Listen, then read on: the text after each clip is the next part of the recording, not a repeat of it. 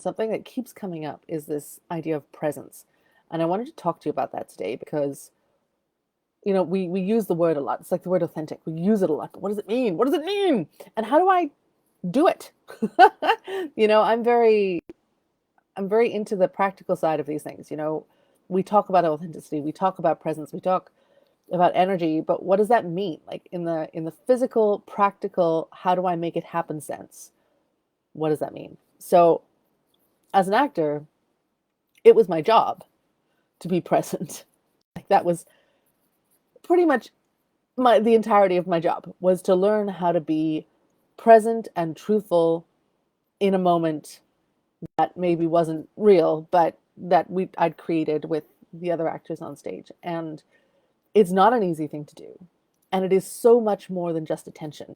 So many people, and it's because, we live in a society where we think our brains are our being. We walk around thinking we may as well be brains in a bottle, that the body is just the vehicle to move the brain around. And so when we think of presence, we only think of the attention side. We only think of the mental, intellectual side.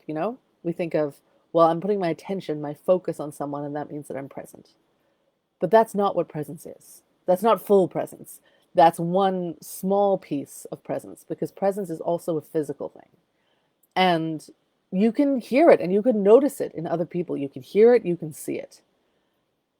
In the body, it comes through, it's almost kind of this relaxed readiness. There's an acceptance, an opening physically to things. It's almost that soft, kind of that soft focus. I used to experience a lot in repetition in the Meisner work, because you have to be kind of focused, but also absorbing everything at the same time. And it's a different type of vigilance. It's a different type of focus, because you can't get tunnel vision. You have to be aware. It's awareness. You have to be aware of what's going on around you. And that forces an awareness of the body as well. Because it's not just what's going on around you on the outside, it's what's going on around you on the inside. Where's your breath? Which muscles are twitching or aching? How am I holding my body? There's a full awareness within the body and also outside of the body. So your oral senses, you can hear what's going on behind you. Your sense of like nearness is very awake. Your visual senses are very awake. All of your senses, and smell and taste to a lesser degree, but still, all of the senses are fully aware of the entire space around you and what's within that space, as well as the internal workings of your body, the proprioception. There's also a vocal element to this, to speaking and being present and listening. Part of that is to do with breath. Your breath needs to be what we call dropped in, needs to be present all the way down into the belly. You can't just be breathing up in your shoulders. Your whole breathing system needs to be working. Sorry, I've been talking to a lot of woo-woo people, so I'm using woo-woo words, but the physicality, the science of it is your entire breath system needs to be working. So your diaphragm needs to be able to move to its full extent. The muscles in your belly and your pelvis need to be relaxed and responsive in order for the diaphragm to move the way that it does. The muscles in your shoulders need to be relaxed so that the breath can move through the relaxed throat. You're not sucking the air in. We're not bringing any tension into the breath. And the voice is coming from what Kristen Linklater calls the pang. Now, most of us, when we speak, even when we think we're present, even when we feel like we're being present with people, we're not, because we're not present with ourselves. Our voice and our body isn't connected. And there was a lady who was speaking, and she kept talking about how present she was, but her voice was disconnected from her body. It was driving me nuts. Because she was very aware. She was very focused, and all the other elements of presence were there. But there was just this one piece where she just wasn't quite sunk in to the body, and I could hear it, and it was bothering me. because I'm a voice coach and that's what I do. But but you know, there's so many elements to this. And you know, we're always learning. I'm always learning. I'm always keen to learn more, and I'm always working with other practitioners because you cannot teach yourself these things. You can continue your practice and you can keep exploring, but the outside perspective is what creates growth and what creates breakthroughs. So, you know, I have my own practice, I do my own work, but when I want to get to the next level, I need someone else to show me. And just like my clients come to me to get to the next level for where they want to go. Um, I was talking about the voice. It's in acting we used to call this, we still do. I'm just not in acting anymore. Uh, in the acting world, we call this on voice. You know, I can be off voice and disconnected from my voice, or I can be on voice and I'm speaking from a place of ease and openness, and my voice is just coming out of me. It's not being kind of created, it's not being forced, it's not being thrown, it's not disconnected, it's coming straight out of my guts, essentially. Not even my heart, really. Through my heart, maybe, but from my guts. From my guts through my heart. And the reason this is so important is because when we separate our voice from our body, that is where, I don't want to say lies necessarily, but that's where mismatches come in. And that's where the disconnect happens. And it's the most common one because it's tricky to hear.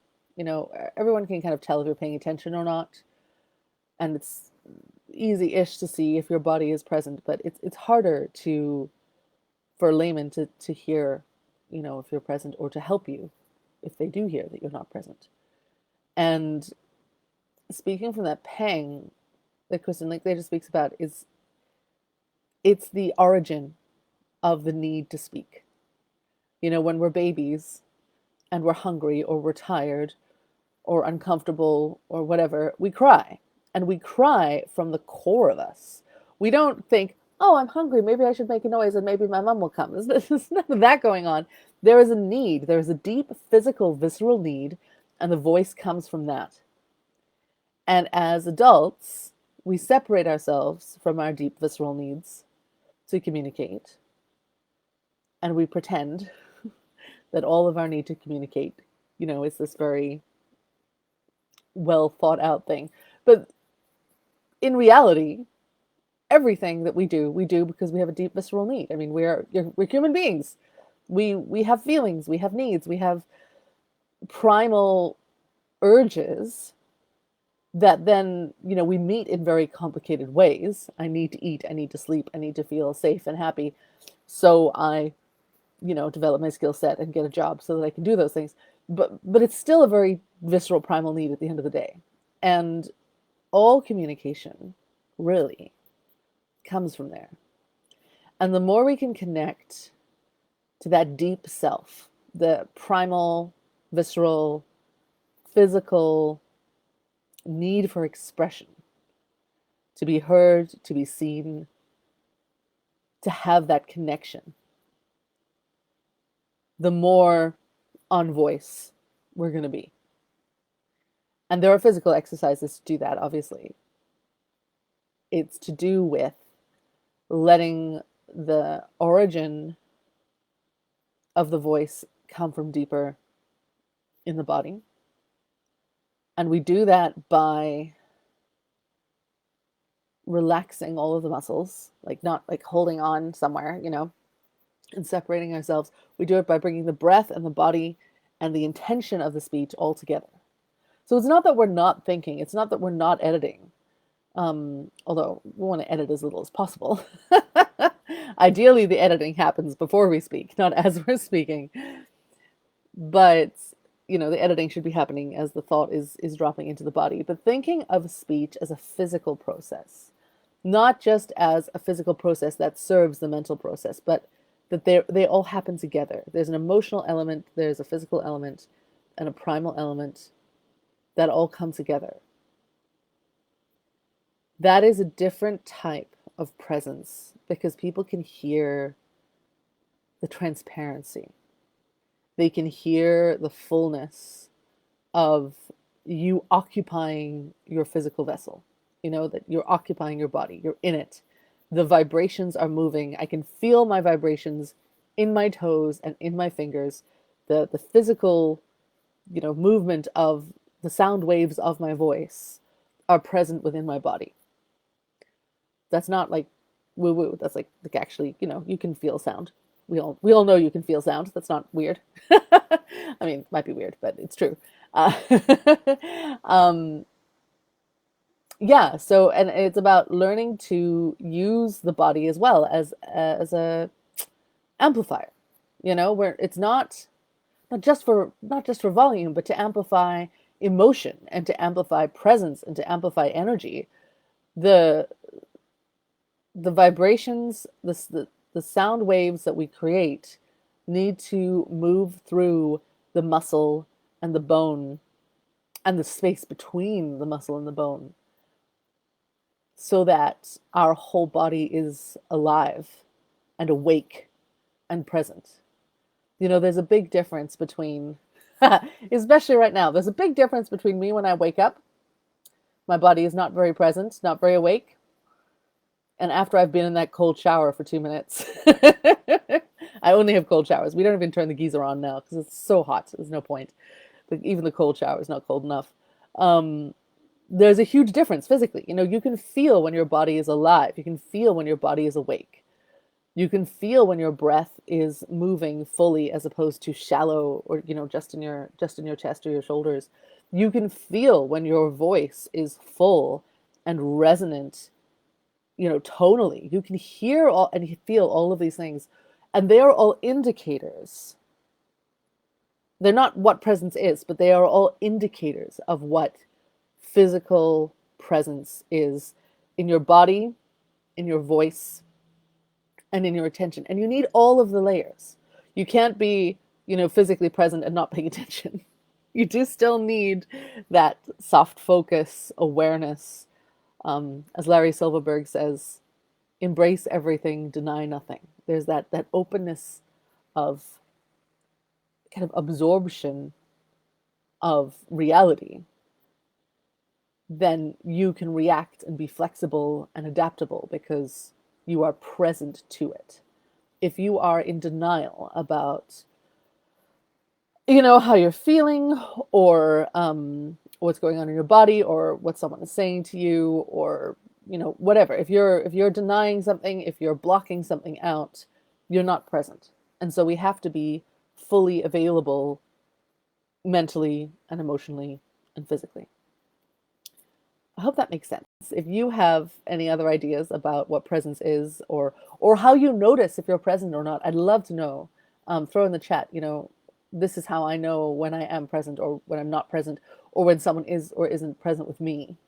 Uh, but I think it's an important thing to think of because we use this word all the time, and when we are present with someone, we can feel it. It's a tangible thing. And it makes such a huge difference in building trust with our clients, with our audience, with ourselves. And it's a way to communicate with someone to make them know that you are hearing them. Not just make, I hate that when like make them feel heard. I don't just make them feel heard. I want to actually hear them, it's not just about them feeling heard. It's about hearing them. That's the idea. Um, so allowing yourself to be fully present, fully see and hear someone else. Let yourself be fully seen and heard because you're not holding anything back. You're not editing, you're not denying or chopping a piece off. I think if more of us could do that, it would be useful. We'd be more effective in the way that we move through the world. Um, we're going to talk more about how to organize your thoughts quickly and how to feel in flow, and the more you practice it, it is an iterative thing. So that's why I'm saying, I'm not where I want to be because I haven't been doing this much. But the more you do it, the more you practice, the easier it becomes. to organize your thoughts quickly and to kind of get there. So we're all learning. Come learn with me, and I'll see you next time.